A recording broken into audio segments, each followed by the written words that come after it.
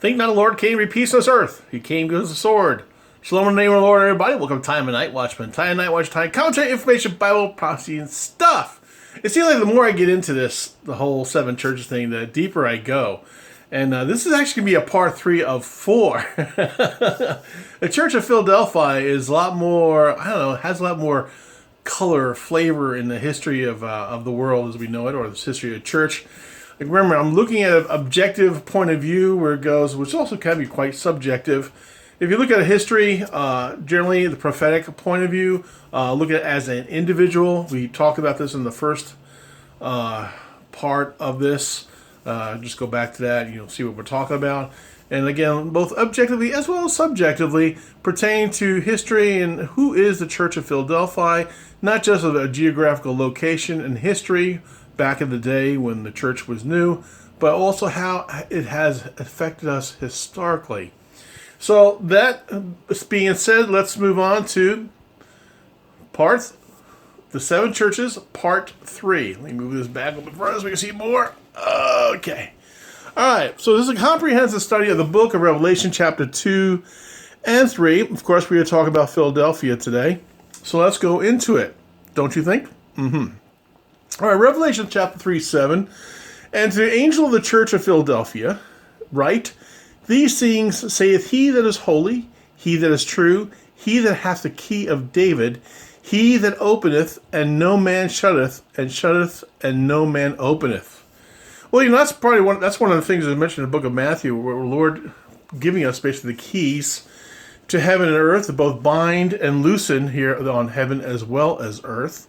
So let's proceed this further. So in Revelation 3:8 it goes, I know thy works, behold, I have set before thee an open door, and no man can shut it, for thou hast a little strength, and hast kept my word, and hast not denied my name. So, a little strength means this is now a large culmination of people, but an elect, or elite, if you will, as well as those who have been chosen.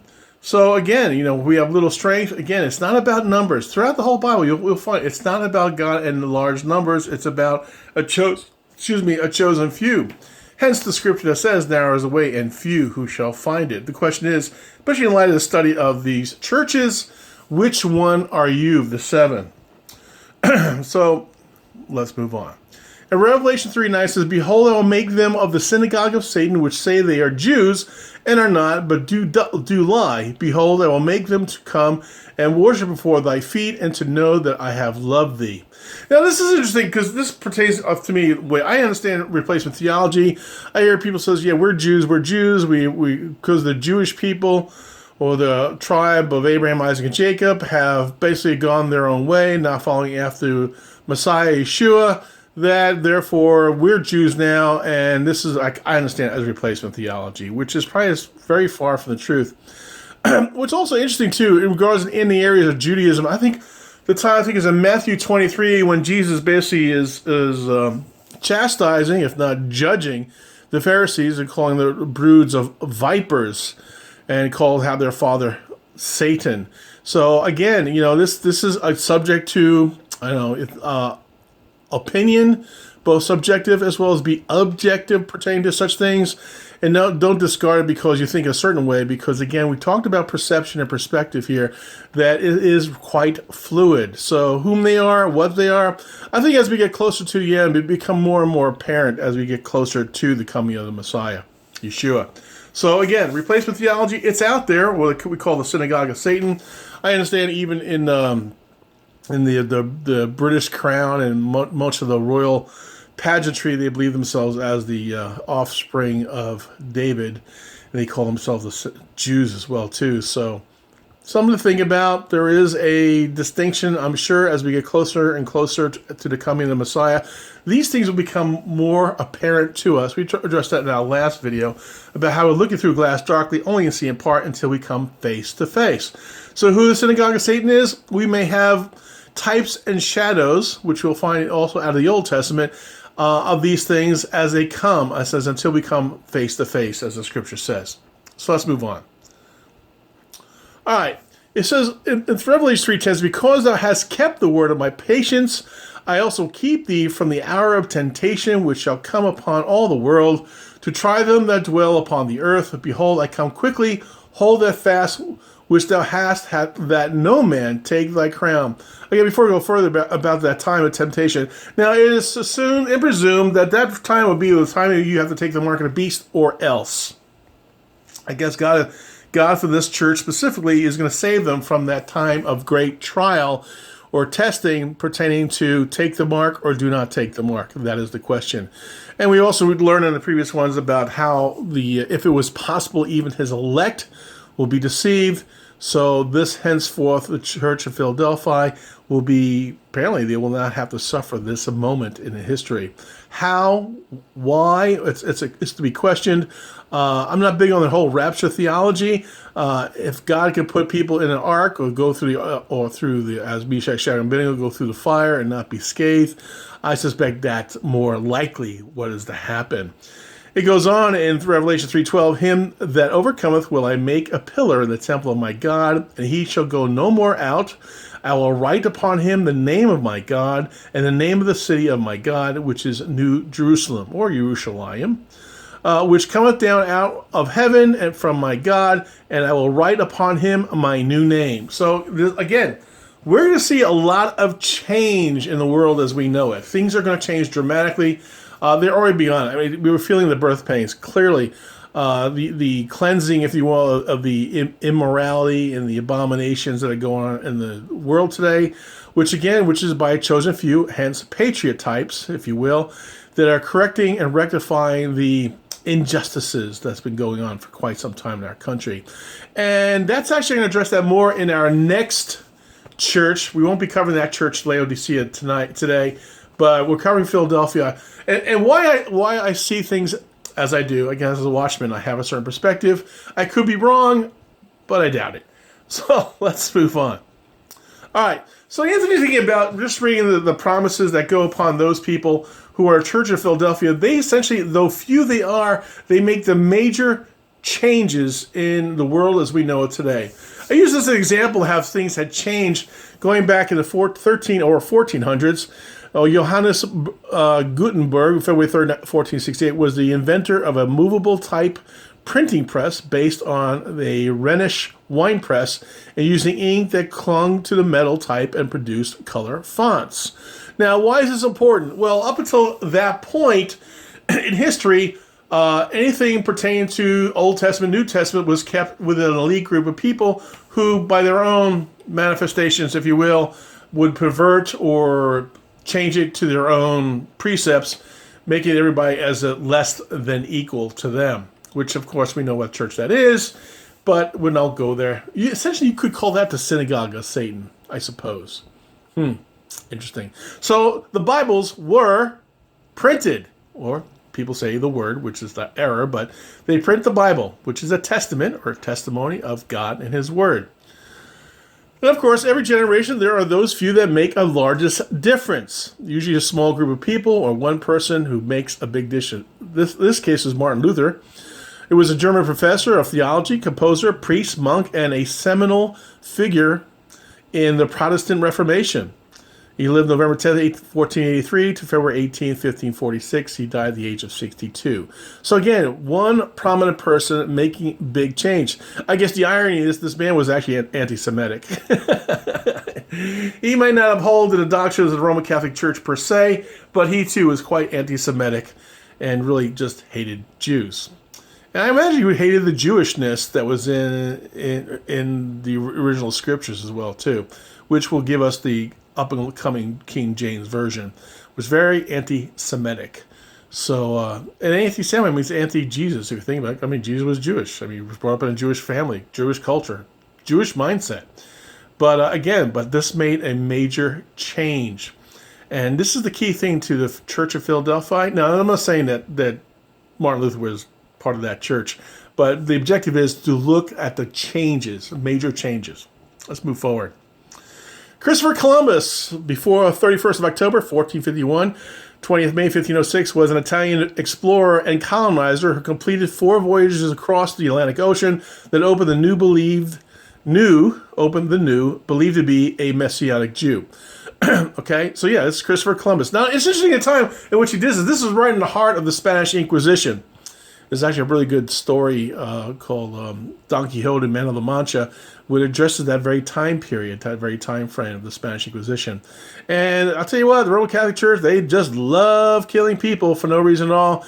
I mean, the millions and millions of people that murder for quote-unquote witchcraft, or those who were not conforming to the Roman Catholic mindset, the Protestant Reformation helped bring that about. And of course, there was a war between the two, obviously, and their forces that between one and the other basically fought amongst themselves.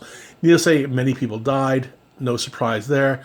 But here is a man who managed to find his way to travel across the seas to find America. Interesting. A Messianic Jew. Was he part of the Church of Philadelphia? It's possible.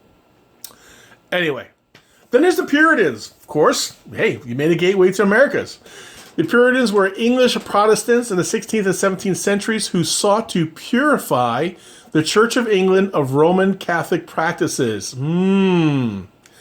Maintaining that the Church of England had not been fully reformed and needed to become more Protestant, or protesting, if that means. Puritanism played a significant role in English history, especially during the Protectorate, as it's called. So again, the Puritans, they're coming over to a Puritan mindset, adhering to the ways and the words of God. Well, we're going to see that. I mean, this is what's really interesting about, this is what I call the age of Philadelphia. This is the age where there's revolutionary things occurring in the minds and the hearts of people. There is major change going on.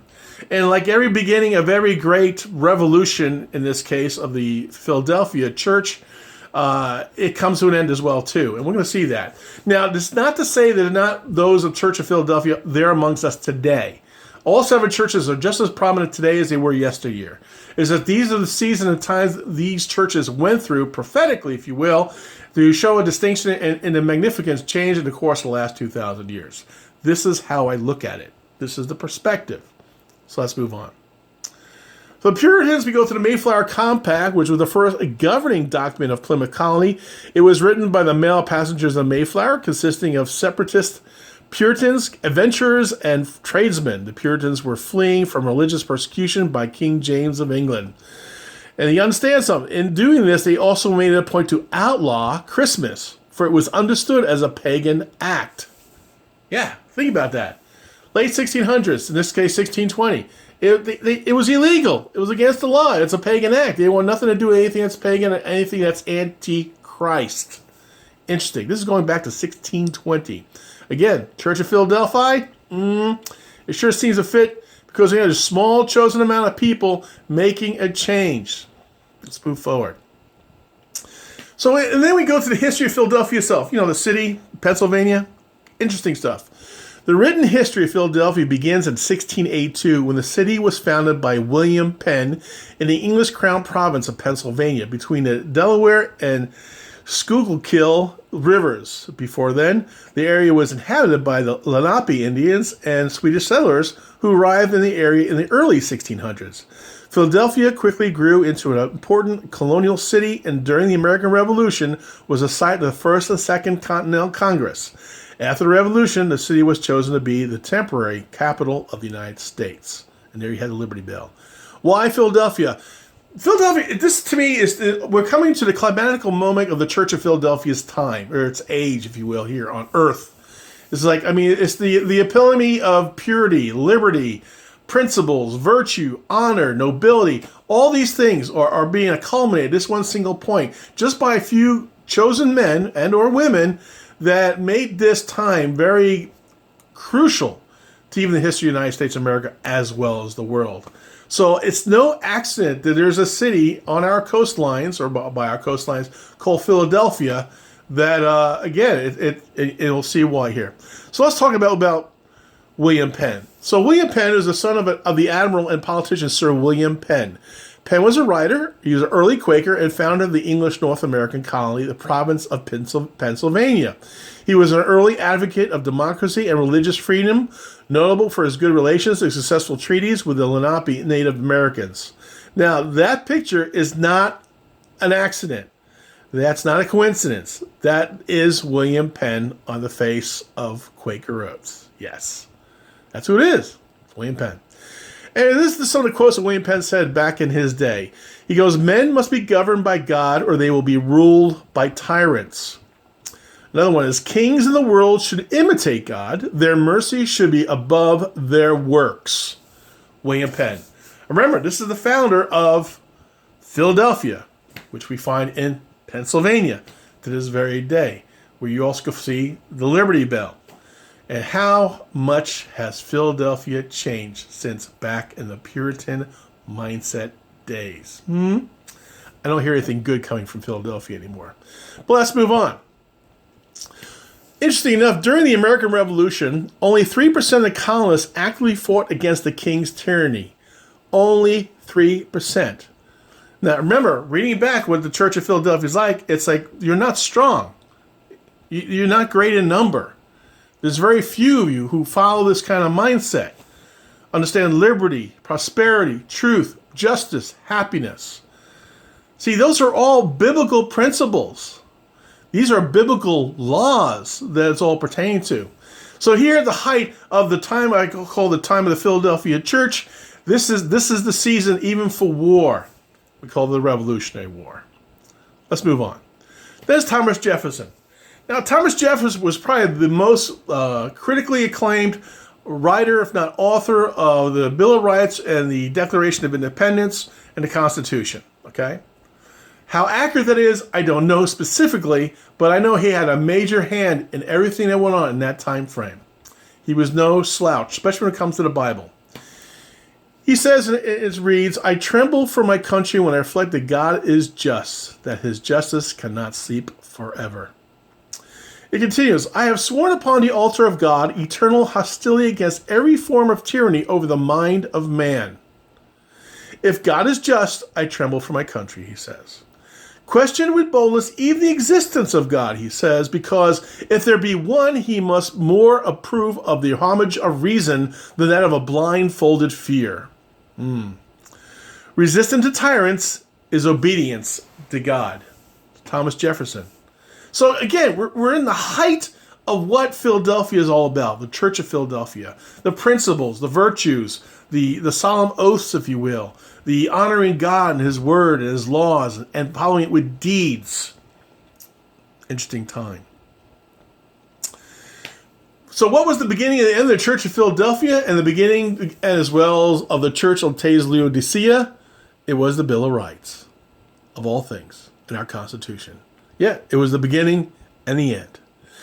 See, on October 17th, on September 25th, 1789, Congress transmitted to the state legislatures 12 proposed amendments to the Constitution. Numbers 3 through 12 were adopted by the states to become the United States U.S. Bill of Rights, effective December 15th of 1791. James Madison proposed the U.S. Bill of Rights. So why do I say this is now the end as well as the beginning of the Church of Laodicea? It comes out of one single word: hypocrite. Remember what Jesus said to the Pharisees? "Oh, ye hypocrites."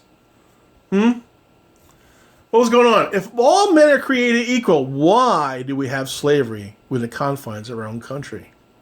And Job 34:30 says, "That the hypocrite reign not, lest the people be ensnared." Now, we're coming to the end of the age of Philadelphia. Yeah, it's the beginning and the end here. The beginning of the end, I should say. We're hypocrites. So does it mean that the authors and the Puritans and the mindset of those people were about slavery? No, they were not.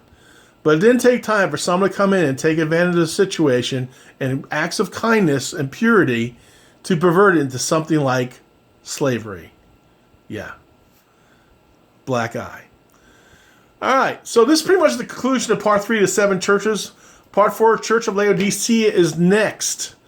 Oh, the hypocrisy. And you're going to see hypocrisy upon hypocrisy and hypocrisy. You know, it's an interesting thing when we talk about all the false teachers and the false doctrines and the false principles and false ideas that is being taught and has been being taught for quite some time. This didn't happen overnight. We'll go that into further in another discussion about the spirit of Antichrist. But the point of the matter is, ever since the Bill of Rights and the hypocrisy in our own government and its own people, we have proven ourselves to be just that, the Church of Laodicea. Woo! Man, something to think about, something to chew on. Well, this is Time of Night Watchman, Time of Night Watch Time. Commentary, information, Bible, prophecy stuff. See ya. Don't want to be ya. And remember, there is only one way, one truth, and one life. In Yeshua's name, amen.